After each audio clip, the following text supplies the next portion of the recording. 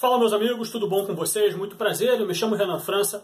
Hoje eu vou falar sobre um youtuber, um cara que fala sobre política e ele é abertamente declarado alguém de esquerda, alguém que fala bem do Lula, não sei se ele vota no Lula, provavelmente vota, mas não sei se diz.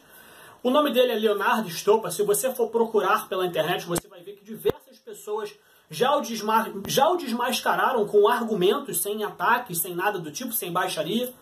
E recentemente ele lançou um vídeo onde supostamente um primo dele, um amigo dele, mandou uma imagem para ele. E esse amigo dele é eleitor do Bolsonaro e mandou uma imagem com os projetos do Bolsonaro, coisas que o Bolsonaro promete caso venha a ser presidente. Uma coisa que eu gostaria de deixar claro aqui é que esse Leonardo Stolpa, ele não é um intelectual.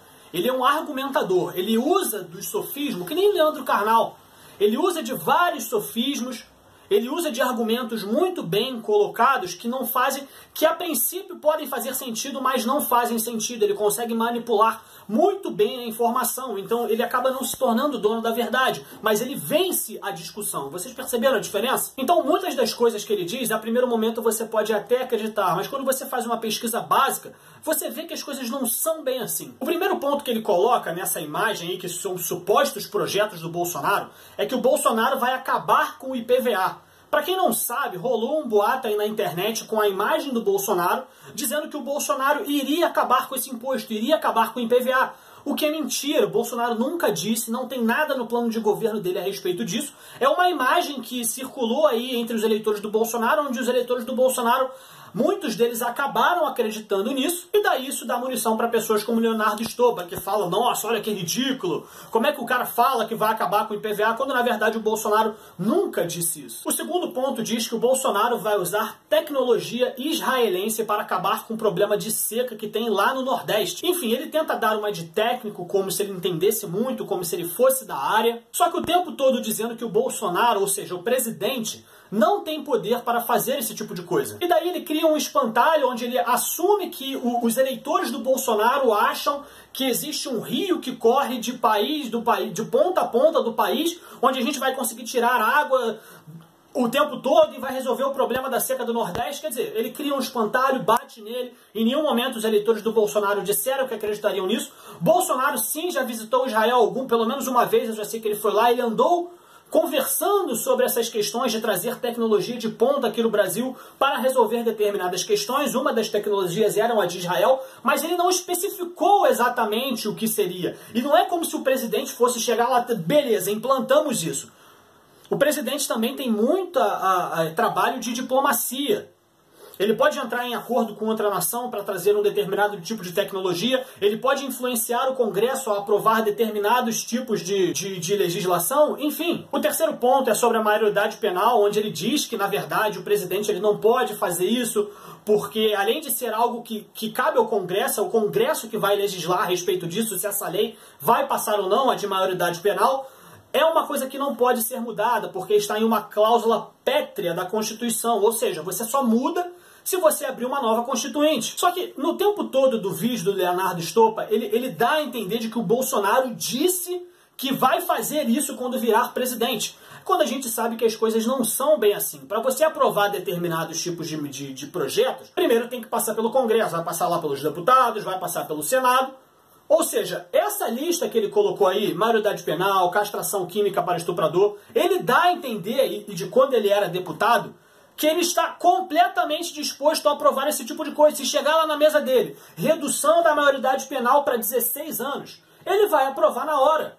Só que ele dá a entender de que os eleitores do Bolsonaro estão sendo enganados porque eles acham que o Bolsonaro vai sentar lá na cadeira presidencial, vai reduzir a maioridade penal, vai tirar o IPVA, vai aprovar a castração química para estupradores, quando não é bem assim. A gente sabe que existe todo um trabalho aí envolto disso, junto com o Congresso, enfim. Bolsonaro fala muito em acabar também com a indústria da multa. E daí, para você ver como é que é de baixo nível essa discussão, porque ele fala assim, mas o Bolsonaro não pode acabar com as multas, o presidente não pode fazer isso. Ele vai estar cometendo crime de responsabilidade fiscal. E só esqueceram de falar para ele que quem comete esse tipo de crime é a presidenta idiota dele lá, a Dilma. Bolsonaro nunca falou em acabar com a multa, até porque a gente sabe que a multa é um corretivo Mas quando ele menciona o termo indústria da multa, é que foi feita toda uma indústria em cima disso para ganhar dinheiro. O propósito inicial da multa, que era fazer um corretivo, deixar os condutores de veículos com medo de infringir a lei, perdeu-se esse propósito e começou-se a cobrar valores absurdos sob um pretexto de estar fazendo educação no trânsito. Então você vai viajar em estrada, sei lá, você vai pegar a região dos lagos aqui no Rio de Janeiro e você tem um pardal a cada 2, a cada 3 quilômetros em velocidades ridículas e uma via onde você pode facilmente andar a 60, 80 quilômetros por hora e os caras estão colocando pardais a 40 quilômetros por hora, completamente escondidos atrás de árvores, nem sempre estão bem sinalizados. Então a indústria da multa se trata disso, desse abuso que tem rolado. Não é que o Bolsonaro quer acabar com a multa, meu Deus do céu. Aí ele não, mas tá falando aqui na imagem, então é isso que o Bolsonaro quer. Então os eleitores do Bolsonaro estão sendo enganados. O outro ponto da imagem é que disse que o Bolsonaro irá fazer uma redução de impostos. Antes de eu entrar no argumento dele, o Bolsonaro já deixou bem claro, principalmente com o Paulo Guedes, que a primeiro momento não tem como você reduzir impostos. Primeiro você tem que acertar as contas, você tem que diminuir os gastos do governo, para daí sim você começar a reduzir impostos, senão você vai ter um problema fiscal aí, as contas não vão bater, vai faltar dinheiro. Então seria imprudência você diminuir impostos assim de cara, mas ele já deixou bem claro que ele não vai aumentar impostos, já é alguma coisa. E qual que é o argumento que o maravilhoso Leonardo Estopa usa nesse caso? Ele mente. Ele fala que o presidente só pode mexer no imposto de renda, o que é uma mentira deslavada. Vou dar um exemplo aqui que todo brasileiro vai gostar de ouvir. O Estado ele pode mexer no imposto sobre a gasolina, por exemplo. Isso é de competência do Estado. O preço que a Petrobras vai praticar lá na gasolina, os impostos que ela vai colocar em cima da gasolina, o presidente tem sim poder sobre isso. Isso não é de competência dos municípios ou apenas dos estados, não. Então, não sei se é apenas uma mentira dele ou se ele está mal informado, mas de fato o presidente não pode só mexer no imposto de renda. Ele colocou esse argumento do imposto de renda porque ele quer passar uma ideia de que o Bolsonaro vai taxar mais a classe média, os pobres, e vai tirar os impostos dos ricos. Porque o Bolsonaro fala muito que são os ricos que criam empregos e tal, então ele dá a entender ali pro público de esquerda dele que o Bolsonaro vai mexer, quando ele fala em redução de impostos, o único imposto que ele pode mexer não é o imposto de renda, então ele vai diminuir o imposto dos mais ricos para os mais pobres pagarem. É isso que ele dá a entender. Só que isso é tudo mentira. O outro ponto é endurecer as leis e reforçar a polícia. E daí ele vem com o argumento de novo, de que isso não é competência do presidente, que não sei o quê. Quer dizer, diversos desses itens que estão nessa imagem eram coisas que o Bolsonaro, eram ideias que o Bolsonaro tinha enquanto era deputado. Se ele pudesse fazer lobby de alguma coisa, se ele pudesse criar um projeto de lei, ele faria com relação a essa lista, pelo menos a maioria desses itens. Castração química para estupradores, redução da maioridade penal, reforçar a polícia, são projetos que ele seria completamente a favor. A gente sabe que não compete ao executivo, ou seja, não compete ao presidente fazer uma nova lei. Ah, não, o Bolsonaro vai endurecer as leis quando virar presidente. Não, não é isso que vai acontecer. Ele diz que isso não é realmente de competência do presidente. Só que isso quer dizer que qualquer projeto de lei que passar pelo Congresso com relação a isso, ele vai aprovar na hora. E ainda tem outra coisa. O presidente ele pode criar medidas provisórias, onde ele pode determinar certas coisas, como, por exemplo, reforçar a polícia, por exemplo.